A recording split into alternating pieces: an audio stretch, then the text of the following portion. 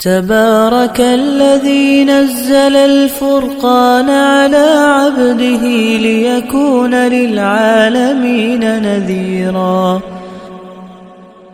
نحمده ونصلي ونسلم على رسوله الکریم بسم اللہ الرحمن الرحیم۔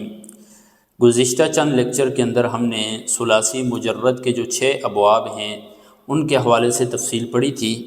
آج ہم ثلاثی مزید فی کے ابواب شروع کر رہے ہیں۔ ثلاثی مزید فی جیسا کہ پہلے بھی ہم نے پڑھا تھا، اسے کہتے ہیں کہ جس کے ماضی کے صیغے میں 3 سے زیادہ حروف پائے جاتے ہیں۔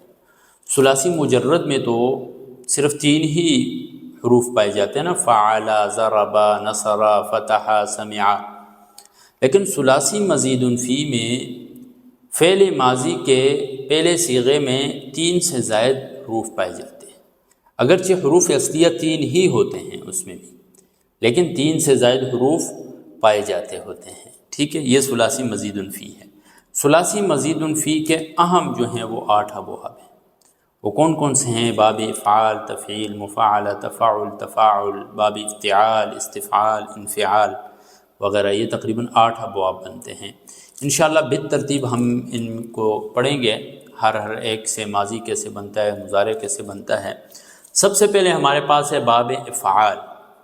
باب افعال جو ہے، اب تفصیل ہم نے پیچھے صرف صغیر، صرف کبیر وغیرہ ہم نے پڑھ لی تھی، اور امید ہے آپ تمام نے یاد بھی کی ہوگی۔ اگر ابھی تک آپ نے یاد نہیں کی ہیں گردانیں تو یاد کریں، کیونکہ آنے والے جتنے بھی لیکچر ہیں سارے کے سارے، ہر لیکچر پچھلے لیکچر پر موقوف ہوتا ہے۔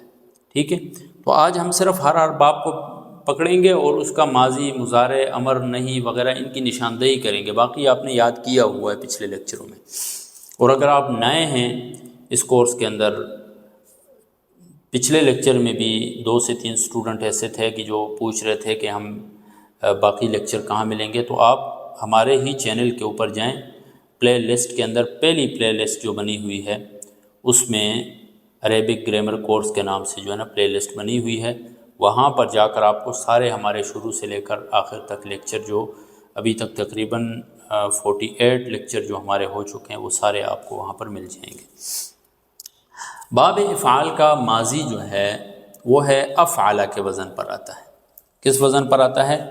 افعل۔ افعل۔ اب دیکھیں، فعل یہ 3 حروف اصلیہ ہیں اور ایک حرف زائد اس میں پایا جا رہا ہے۔ تو فعل ماضی کے پہلے جو صیغہ ہے اس میں ہم نے ثلاثی مزید فی میں پڑھا تھا نا کہ 3 سے زائد حروف پائے جاتے ہیں، تو یہ افعل، افعل، افعل، افعلوا، افعلت، افعلتا، افعلنا، افعلتا، افعلتما، یہ پوری اس کی گردان بنتی ہے۔ اسی طرح افعل یفعل، افعل یفعل، یفعل، یہ یفعل یہ فعل مضارع معلوم، فعل مضارع معروف من باب افعال یہ بن رہا ہے۔ ٹھیک ہے، یفعل، یفعلان، یفعلون، تفعل، تفعلان، یفعلن، تفعل، تفعلان، تفعلون، پوری اس طرح گردان آپ اس کی یاد کر سکتے ہیں۔ تو فعل مضارع یہ فعل ماضی، فعل ماضی یہ افعل فعل ماضی معروف، افعل فعل ماضی مجہول، اکرم، اکرم۔ ٹھیک ہے، یفعل فعل مضارع معروف، اور اسی سے اگر ہم مجہول بناتے ہیں تو یفعل، یفعل، یفعل، یفعل، یہ مجہول بن جائے گا۔ ٹھیک ہے، اور یہ معروف بن جائے گا۔ اسی سے آگے آپ مزید اس کی بھی پوری کی پوری جتنی بھی گردان ہے وہ آپ یاد کر سکتے ہیں۔ ٹھیک ہے، اسی طرح باب افعال سے جب آپ امر بنانا چاہیں، ٹھیک ہے، تو امر بنانے کا کیا قاعدہ ہے؟ فعل مضارع مخاطب کے صیغوں سے امر بنتا ہے نا، تو فعل مضارع مخاطب سے علامت مضارع حذف کر کے شروع میں کیا لگا دیں گے؟ ہم حمزہ لگا دیں گے اس کے بجائے، اور آخری حرف کو ساکن کر دیں گے۔ ٹھیک ہے، جیسے فعل مضارع تفعل سے تفعل ہے نا، تو اس کے شروع سے ہم نے حرف مضارعت کو حذف کیا، حمزہ لگا دیا اور لاسٹ میں ساکن کر دیا، افعل، افعل، افعلا، افعلو، افعلی، افعلا، افعل، ٹھیک ہے، یہ امر بن گیا۔ اسی طرح آپ نے نہیں بنانا ہو تو لا تفعل، اسی فعل مضارع معلوم کے شروع میں لا لگا دیں اور لاسٹ میں ساکن کر دیں، لا تفعل، لا تفعلا، لا تفعلو، لا تفعلی، لا تفعلا، لا تفعلنا، یہ نہیں بن جائے گا، ٹھیک ہے۔ اس میں فاعل آپ نے بنانا ہو تو اس میں فاعل جو ہے ثلاثی مجرد میں تو ہم نے پڑھا تھا نا کہ فاعل یا مفعول کے وزن پر آتا ہے، یہاں پر ایسا نہیں ہے، یہاں پر فعل مضارع جو معروف ہے اس کے شروع میں حروف عطین کے بجائے میم مضموم لگانی اور لاسٹ میں تنوین لگا دی ہے، مفعل، مفعل، مفعل، یہ اس میں فاعل بن جائے گا۔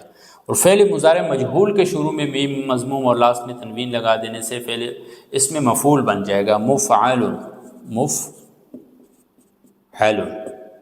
یہ پوری آپ نے یہ گردانیں اس کی یاد کرنی ہے۔ باب افعال کی خاصیات آسان ہیں۔ سب سے پہلی خاصیت باب افعال کی ہے تعدیت، تعدیت متعدی بنانا۔ تعدیت کسے کہتے ہیں کہ اس میں متعدی والا معنی پایا جاتا ہے، جیسے دخلا، دخلا وہ داخل ہوا، یہ مجرد ہے۔ اسی سے ہم جب باب افعال بناتے ہیں ادخلا، اس کا مطلب ہے اس نے داخل کیا، اس نے داخل کیا۔ نزلا وہ خود اترا، نزلا وہ خود اترا، اور انزلا اتارا گیا، اتارا گیا، ٹھیک ہے، متعدی والا دوسرے کے ذریعے اتارا گیا۔ اسی طرح باب افعال کی خاصیت یہ بھی ہے کہ یک بارگی والا مفہوم اس میں پایا جاتا ہے، یک بارگی والا۔ یک بارگی والا کیسے پایا جاتا ہے؟ یعنی دیکھیں نزلہ کا مطلب ہے وقفے وقفے سے اترنا، نزلہ وقفے وقفے سے اترا، لیکن انزلہ کا مطلب ہے پورا کا پورا اکٹھا اتر گیا، یک بارگی اتر گیا، ٹھیک ہے۔ اسی طرح اس میں سلب کا مفہوم بھی پایا جاتا ہے، سلب، سلب کسی چیز کی نفی کرنا، کسی چیز کی نفی کرنا یہ سلب کہا جاتا ہے۔ جیسے فلسا، فلسا کیسے کہتے ہیں؟ مالدار ہونا، ٹھیک ہے۔ اور افلاس، جب ہم اسی فلسا کو باب افعال سے لائیں گے، افعال سے افلاس، افلاس کا مطلب کیا ہوتا ہے؟ کسی سے مال چھن جانا، فلاں مفلس ہو گیا۔ مفلس کا کیا مطلب ہے؟ یعنی مال وغیرہ اس سے بالکل چھن گیا۔ کبھی کبھار مبالغہ کا معنی بھی دیتا ہے، ٹھیک ہے، اشغلتہ، میں نے اسے خوب مشغول کر دیا۔ اور کبھی کبھار فعل لازم کا معنی بھی دیتا ہے، جیسے انا عرضنا الامانۃ علی السماوات والارض والجبال فابین ان یحملنها واشفقن منها، ٹھیک ہے، واشفقن منها۔ اب اشفقنا، اشفقا، اشفقا، اشفقا کا مطلب یہ نہیں ہے کہ کسی دوسرے کو ڈرانا، بلکہ خود ڈرنا۔ تو خود ڈرنا یہ لازم والا معنی ہے، ڈرانا یہ متعدی والا معنی ہے۔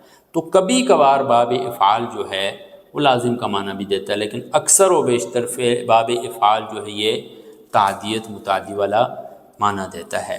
تو آج ہم نے باب افعال پڑھا ہے، امید ہے آپ کو اچھی طرح سمجھ میں آ گیا ہوگا۔ اس باب افعال کی جتنی بھی گردانیں ہیں، ماضی، مضارع، امر، نہی، اسم فاعل، اسم مفعول وغیرہ، ساری کی ساری آپ نے ایک دفعہ دورانی ہے تاکہ آپ کو اچھی طرح سمجھ میں آ جائے۔